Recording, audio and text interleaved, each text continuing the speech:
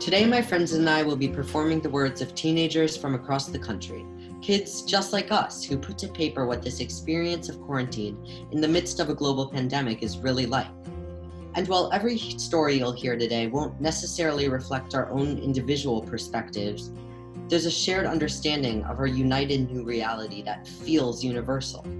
We'll start at the beginning, when the regular stuff started to change. I used to have a bright orange bike. There were 21 gears. There were durable tires and shocks so I could hop curbs and coast off-road. There were lights on the front and back so I could see where I was going and everyone else could too. There was nowhere I couldn't ride it. Sometimes I would ride my bike down to the train station and lock it up with all the others, and it was always there when I got back. Until one night, when I got off the train, it wasn't there. Turns out there are no indestructible bike locks. Just like I'd always assumed my bike would be waiting for me, I always thought I knew what my senior year of high school would be like. 180 days. One day when we'd all skip school and go to the beach. One day when we'd visit our elementary school. There'd be a play, a prom, endless nights with friends. There would be hundreds of red graduation caps floating in a blue sky just for a moment. But like my bike, that imagined senior year is gone now too. I guess anything can be taken from you. The walk home the night my bike was stolen felt longer without my wheels, but this? I'm not sure how this feels yet. I guess it hasn't really hit me. I don't know, maybe it'll hit me soon.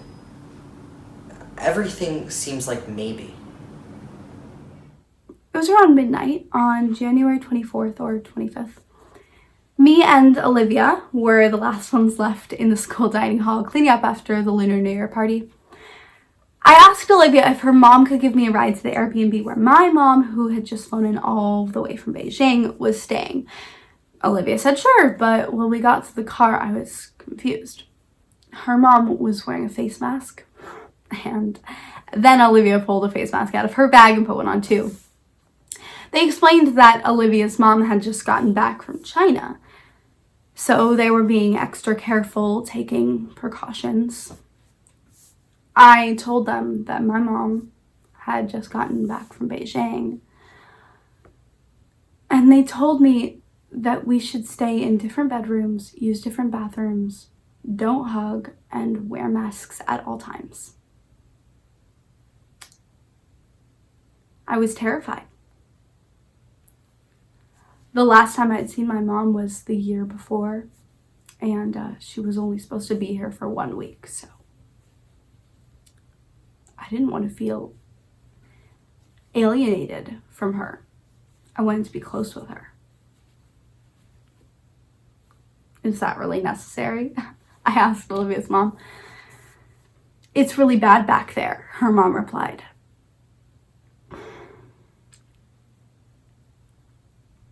In that week, we shared together, mother and daughter isolated in the same space.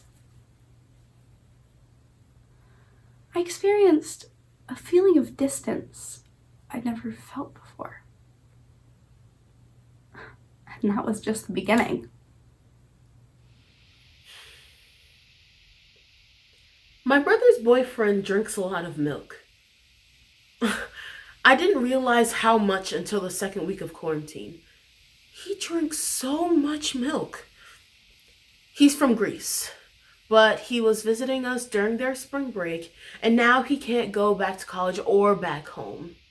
So he's staying in the room my mom used to use as her office. We used to get along fine, but now we don't. He's not just regular loud, he's blast Eurovision on a nightly basis kind of loud. He's like that rubber toy that you leave on your desk and it out of nowhere it loudly rockets into the air and scares the crap out of you. He's like that. I try to have sympathy. I know it must be hard adjusting to a new household in a different culture, but this situation has me hella confused. Tonight, when I was washing dishes, which shouldn't even be my chore, but my mom makes me wash everything in the sink, even if I didn't have a single grain of granola, I scrubbed the fried rice off of the pan and began to cry. Maybe it was because of something I read in the New York Times Daily Briefing. But then again, maybe it was something else. Quarantine is a luxury some people don't have. I took a ride in my car and saw a homeless man. What choice does he have but to shiver in the cold and stand there as people pass? He isn't wearing a mask. Maybe he can't. He isn't staying at home because he doesn't have a home to go to. Quarantine was something I'd only heard about in the movies. I have moments where I forget, but then I remember. My neighbors are still outside, but downtown looks so dry. My parents are always home now. It's a good time to family bond, I guess. I have online school now, and I actually prefer it. It's better than real school. People are dying. But my parents are stocked up on food, especially my favorite mozzarella sticks with sweet and sour sauce. And some say this disease is fake, and some say not to take the vaccine when there is one. I say let's just see what kills us first. Oh, Corona. How sweet and sour you must be. Lives are changing. Those on the front line, working 16-hour shifts. All of us, refraining from touching, avoiding the touch that the human body yearns for, searching for connection, keeping our social distance. We avoid the touch that we use to greet one another, searching for connection, keeping our social distance. We avoid the touch that we once took for granted, searching for connection, keeping our social distance. This virus has got us in quarantine. We're stuck at home, only able to go out with gloves, wearing masks. I cannot see the ones I love, and neither can you. Searching for connection, keeping our social distance. In my neighborhood, people stand on their balconies to clap and sing. All day long, I watch TV, searching for an update, an end date, a sign. And yet, the numbers climb. Up, up, the death toll rises. I wash my hands. 100 times I wash my hands. I pray to let this be over very soon. Yet, my heart feels different now. Are we stuck here forever? Searching for connection while keeping our social distance? It seems that every 100 years or so, the world is cursed with a pandemic. It just so happens that this time around, I, a 15-year-old girl, have been caught in the middle of it. My mind's been running wild. I find myself questioning the cycle of life lately. The cycle of going to school, seeing my friends, getting into the same drama, and then getting over it. I think to myself, what is this for? Do I think too deeply or not deeply enough? Does it matter? Maybe I don't need all that. Maybe all I really need to do, all I really need to be learning, I'm doing and learning now in these days stuck at home. I've learned how to tend a garden. I've learned how to make a lemon cake. I've learned how to make a chocolate chip cookie where the main ingredient is avocado. I've learned how to make dinner for my family. I've learned how to properly walk my dog. I've learned how to be healthy. Like, really healthy, not just how to get crazy skinny. I mean, sure, school is useful. It's where I learn about algebra and where I made my best friends. But I think maybe I'd rather learn about living and being happy. I don't know. Maybe I'm just alive and thinking. And maybe that's enough right now. Bored. Yeah, that's it. Bored. Seems like the only way I know how to express how I feel. I can't believe a disease can make this feel so real. People dying left to right, people wearing masks and trying to survive the night. We want everything to be just fine, yet Some of us can't bear to listen to what will actually get us there. Just stay in the house, they say. Be patient, they say. But until then, bored. Yeah, that's it. Bored. During these terrible times, these days of people risking their lives to save others, I find myself questioning the normal. Like, why? You know? I mean, it's all made me wonder, what do I really want to be doing? I think the main theme of everything going on right now, I mean, when you really boil it down, I think it's love. Love. People staying away from their families to keep them safe. That's out of love. It's twisted, unreal, but still love. I realize that I want to be spending time with the people I love, doing what I love right now. Because time suddenly feels mysterious, unique, and limited. The past few months have been a time of unprecedented uncertainty. People have had to deal with problems they never thought they would encounter. People have had to buy food in bulk because they don't know when they'll have a chance to get more. I went to buy hot sauce. Usually there are dozens of brands, but there was just one bottle of one brand left on the shelf. So, I bought it. When I was told that I have to stay home in order to survive, it was jarring. It was surreal to know what's going on. To learn that in my senior year, I would not get to have a proper graduation. I don't know what's going to happen when I get to college. If I even get to go to college. I don't know if I'm going to have a summer job or not. This virus has brought the whole world to a standstill. I used to wake up every morning looking up at the ceiling, looking up for some motivation to get me up and out of bed and to school. And then my mother, in her watered-down Dominican accent, standing in the doorway of my bedroom, would shout at me, "You have to go to school or you no graduate." For long years, she'd say, "You have to go to school or you no graduate." Well, now what? Where was the future I was promised? I blame world leaders who don't know how to lead. My dad was absent these mornings where I struggled to get out of bed and to school. It was my mother shouting in the doorway of my bedroom that got me up and out of bed each day. It was my mother's voice that got me to work hard these past 4 years. Track, baseball, debate, musicals, these things took my time, but they gave me life. 4 years to get a diploma that will now most likely be a PDF file attached to an email, but still all the same a diploma. I will graduate, Mama. I will get up, out of bed, I will go to school, and I will graduate.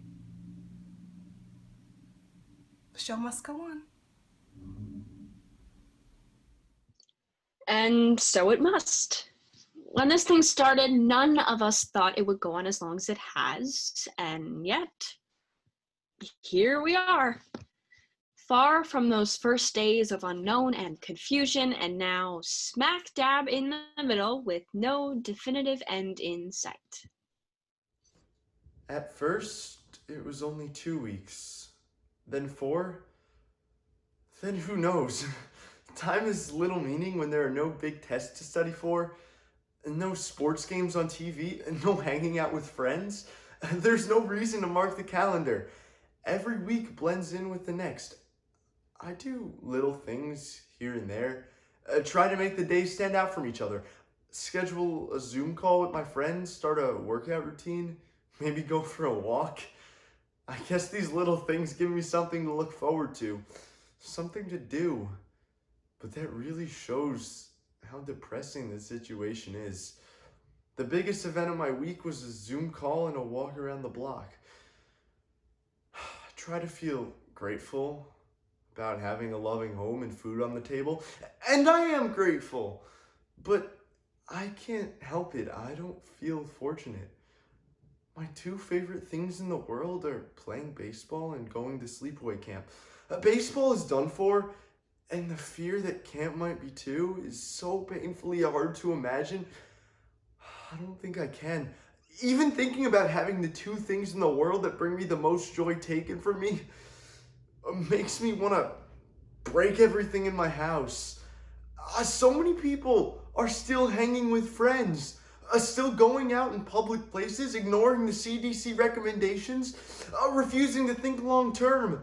So many people are still doing what they want to do and not what they need to do. And then it's those people that ruin it for everyone else and flip off the light that turns on the light at the end of the tunnel. I feel like a second grade kid who's sitting quietly in class, but has recess time taken away because two kids in the back of class won't shut up and do their work. Those two kids have ruined recess for everyone. Time is irrelevant until all of America takes this seriously. Time is irrelevant until this pandemic is resolved and the light at the end of the tunnel is turned back on. I've learned to share my smile even with my mouth covered. Right before the world went into lockdown, my family and I landed in Prague. We flew across the world from Boston to my grandparents' home, right as a new law came into effect requiring all of the Czech Republic to wear face masks in public.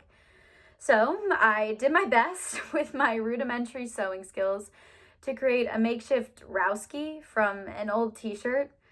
Barely able to breathe or see, I went for walks around the city, something I was so used to doing, but now it was shocking. I could barely recognize people I knew because face masks blocked their smiles. Suddenly, everyone became a faceless stranger, and I couldn't help feeling the apocalypse had arrived. How obscene the models' uncovered faces now seemed, looming over me from huge billboard ads that lined the streets. But at least I could see their smiles. Those nameless models were the only faces I could see.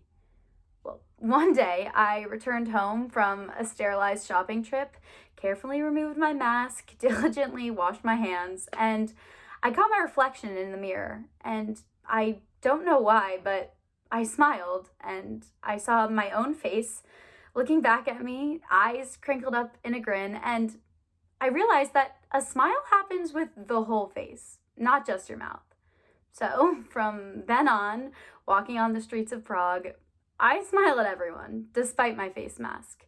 I let my eyes crinkle up in a grin and think of all the reasons I have to be thankful for. Well, I can share this smile, at least, I think, with my mask on. My bedroom used to be the attic. It was supposed to be temporary, my mom said. I wasn't supposed to be living up here for long, but now, well, I'm up here all day. A dresser, a bed, a bookshelves, and a desk.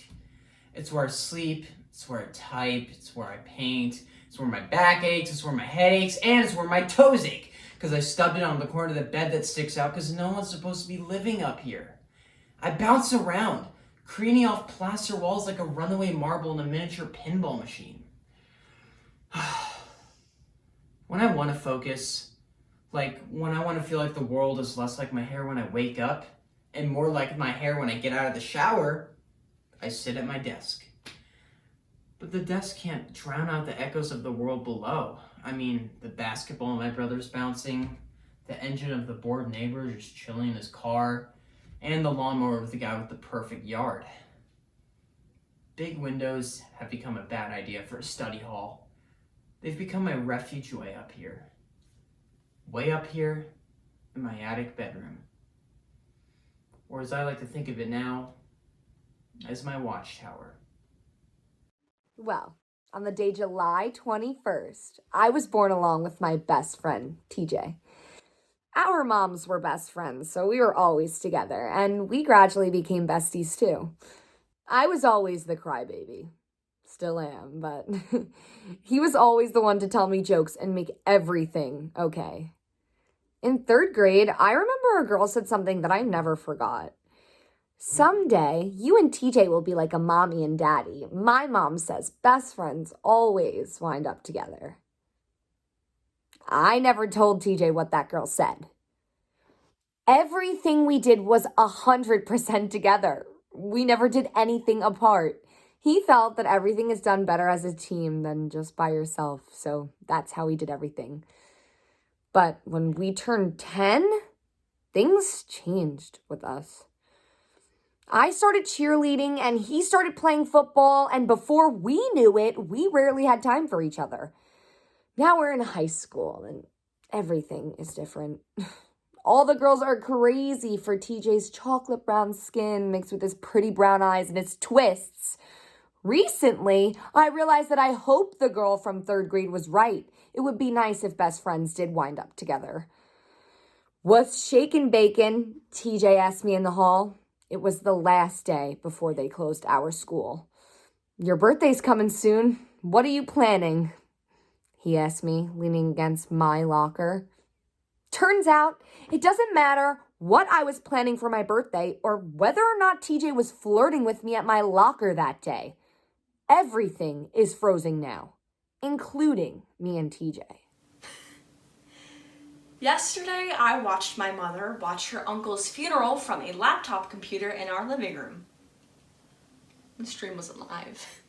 She had waited days to watch it. She hadn't want to disrupt our family's internet connection.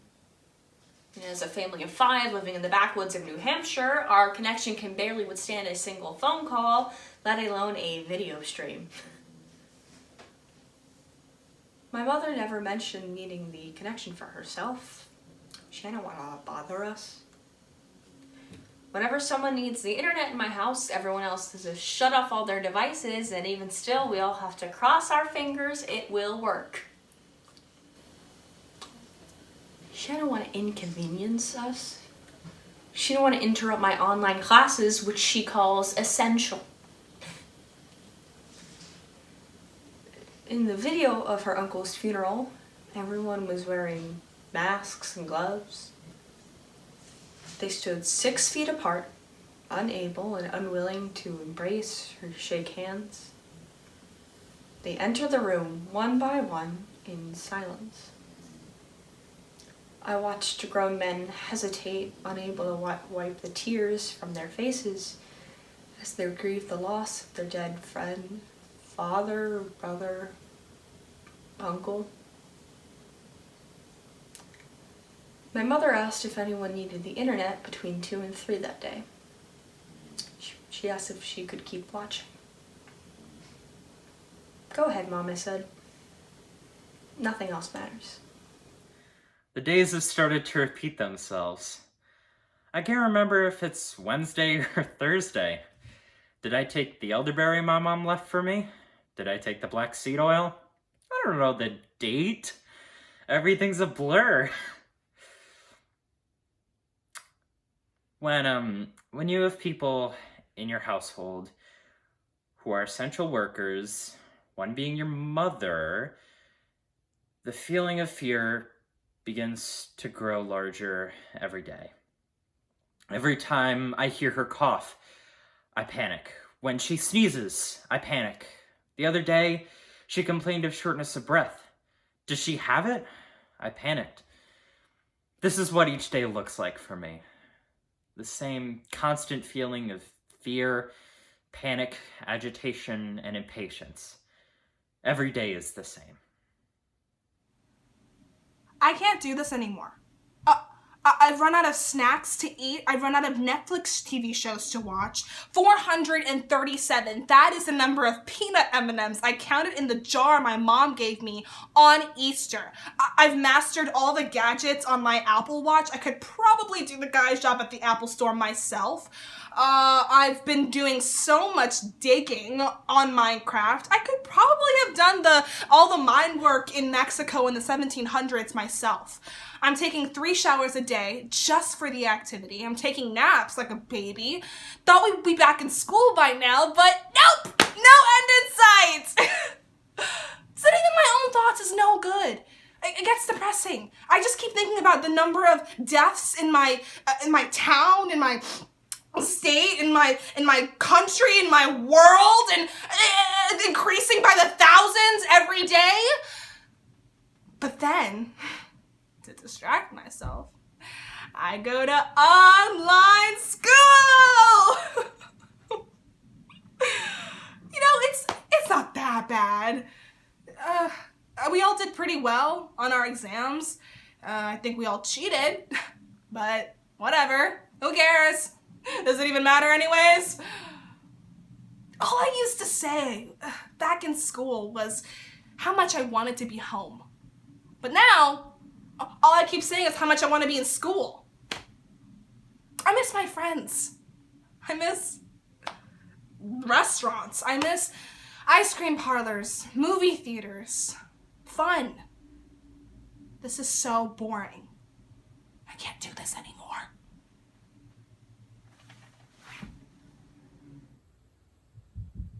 Honestly, quarantine's been fun for me.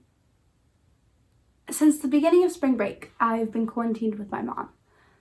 I've gotten to watch new shows, started to exercise.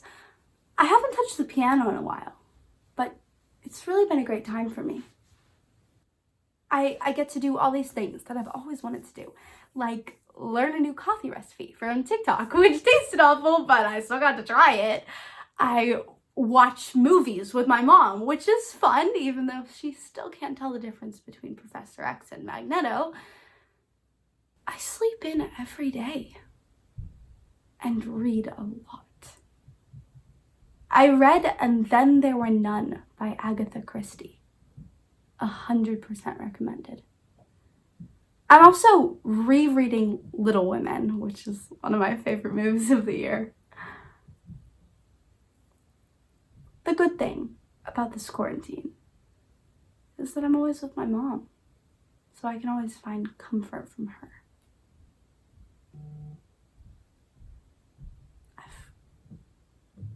This quarantine has given me a lot of time to think about who I want to be in the future. I don't think being a piano teacher is my dream job anymore.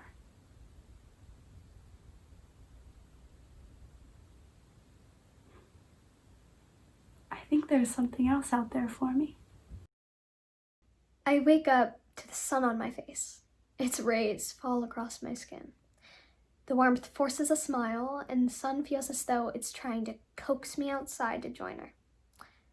I hear the birds chirping their morning songs, but everything somehow feels too quiet. The world is still.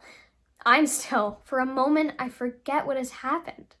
I forget where I am, and I breathe. Then it hits me. The air leaves my body, and I feel empty again. The birds stop singing, and the quiet around me starts to feel so loud. But I can't move, can't run away. I put my hands over my ears, but the silence follows me there. I pull myself together, get ready for the day. Yet, the silence follows me, never leaving my side. And when I sit down to start the new normal of online school, I can't concentrate. It feels like the world has decided to play some kind of sick joke on all of us. I'm waiting for it to finally end. Waiting for the film crew to bust out of my closet and point out all the hidden cameras. I look at my computer and see my teacher talking, but his words pass through me. The silence joins me again. I think maybe we'll become friends, me and the silence, because the silence can't be quarantined. Right? I clean the windows sometimes. I don't know why, I just do. Something about the chore helps the sun shine through. I clean the windows sometimes. And when I do, I look down. I see a glistening pebble. Perfect. It's shaped round.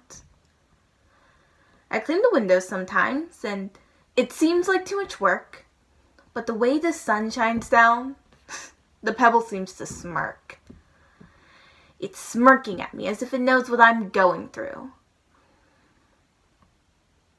Sometimes I think about breaking that clean window just so I can get some fresh air, just so I can calm down, just so I can see that pebble.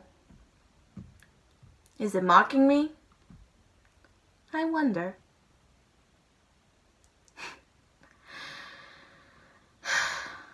Sometimes I clean the windows, but what I really want to do is get out of here.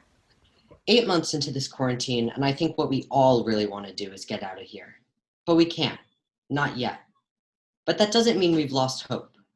We're the next generation of leaders, thinkers, and doers. Optimism is up to us. I saw a shooting star last night. I was in my backyard staring up through the branches of a giant tree, and as soon as I spotted that star, I felt a gasp escape my throat, cold air rushing into my lungs, and it took me off this planet into the wide universe, and I wondered who else is looking up at the sky. At least 5 people on my block have gotten COVID-19. One of them died. He was a grandfather who came here to be with his daughter's family. I remember looking out my window years ago when the moving truck arrived and he first appeared, and then looking out my window last week when the ambulance came to take him away. My world is wildly different. We've all been taken out of our universe and thrown into another. We've been thrust into darkness just like that flying meteor. And, well, I try to remember that although the night sky looks black, there are more than 100 billion stars in our galaxy, lighting the way on the long, dark path. Honestly, my life has gotten significantly better since I've been in quarantine. I mean, of course, it hurts me to know that so many people are hurting, and if I could change the circumstances, I would, but all I can say is that my life has changed for the better. During spring break, I went to the grocery store and a baby coughed nearby in the checkout line, and the whole store seemed to twitch. Citywide warnings had just begun, but it was slow to reach Wilmington, North Carolina. I had just started seeing the sky, which made the world exciting and filled with rainbows. As the warnings on the TV grew stronger, Billy, that's his name, and I decided that if one of us got sick, we'd both get sick. We were together all the time. Slowly but surely, the beaches and the restaurants and the libraries all got shut down, but Billy was all I wanted, so I didn't even care. My mom let me basically quarantine with him, so we were watching Twilight movies, eating ramen and takeout every night. When school started back up again, they moved to a pass-fail system, which coordinated conveniently with the schedule of falling in love with a boy. I mean, listen, it's not just my mental health that skyrocketed. The world seems to slowly be recovering from global warming. I see all these posts on Instagram questioning if humans were the virus all along. I think I'm just feeling love for the first time in my life and wondering if it's this feeling that I'm experiencing for the first time that humanity has been missing for a long time. Yes, there is fear. There is isolation, death, yes. There are overcrowded stores and closed schools. But we do not have to hate each other. We don't have to fail or suffer from loneliness. We do not have to be selfish with the tissue. We don't have to allow our fears to kill our souls. If we allow our fears to kill us or hurt us or leave us lonely, the more damage will be done. Remember, after a storm comes a rainbow. My grandma taught me that. Freedom is wanted by all, but given to some. Some people are scared to go outside, while others walk around without worry. Am I talking about race or about this quarantine? Am I talking about African Americans being afraid to go outside wearing a mask for fear that they'll get arrested or shot, while white men wearing the same masks have no cause to fear anything but the virus?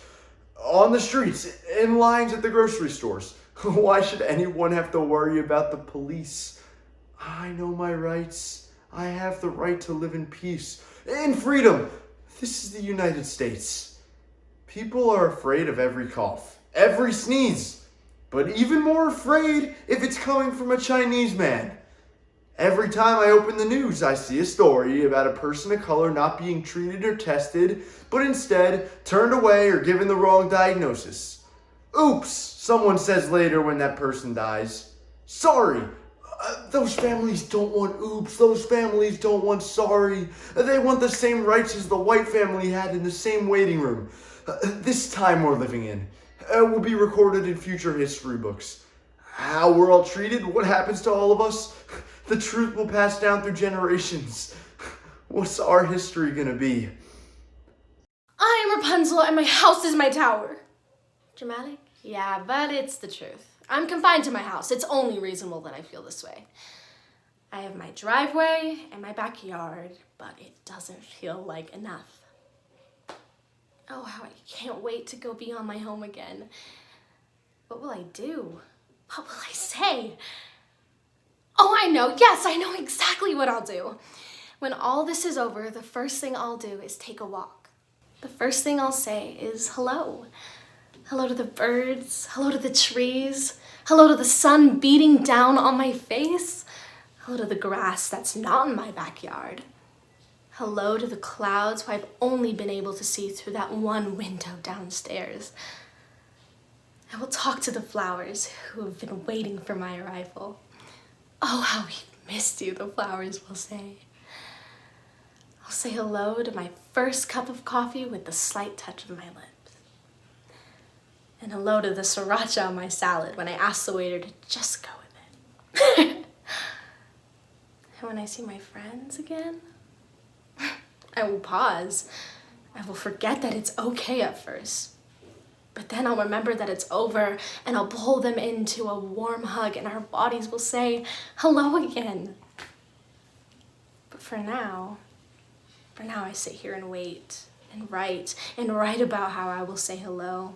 Hello to the birds and the trees and the sunshine on my face. Hello to the grass and the clouds I could hardly see from that one window. And I will talk to the flowers who are waiting for me. And they will say, oh, how we've missed you.